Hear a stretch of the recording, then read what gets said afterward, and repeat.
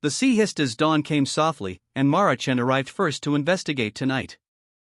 Jonas Voss waited by the harbor, a historian with maps, tides, and patient questions tonight. They spoke softly about a famous lighthouse and the sailors who never returned homeward often. The lighthouse stood like a tired sentinel, leaning toward the angry waves beneath the storm. Drizzle touched metal railings, and a bell rang alone inside the broken stairs at midnight. Mara checked clues from old logbooks while Jonas studied creaks and salt stains on wood. A sea wind whispered names, and a shadow slid along the rusted rail nearby the lantern.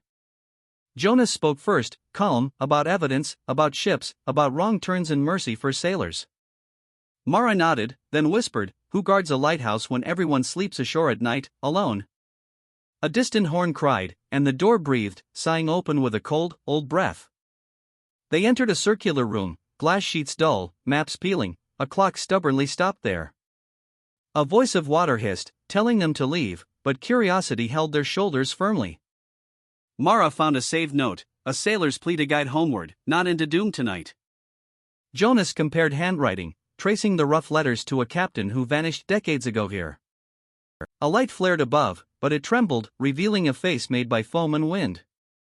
The face whispered commands, not threats, calling sailors home and calming the storm at last. Mara spoke soft words, promising street justice if harm broke the harbor again to anyone. Jonas read aloud a legend, tying history to present danger, giving courage to listeners there. The curse demanded a return voyage, and they prepared a plan with careful steps tonight. They lit a safer lantern, used charts, and spoke to the wind like a partner. The lighthouse roared, foam sprayed, and sailors' voices joined, crying homeward through the dark together. Mara felt fear melt, replaced by resolve, as orders formed like waves lining the shore. They opened a safe old door, releasing a cold bell, and the sea calmed down.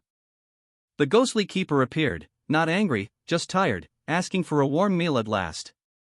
Mara promised help, while Jonas traced timelines to show kinship, not fear, to strangers tonight.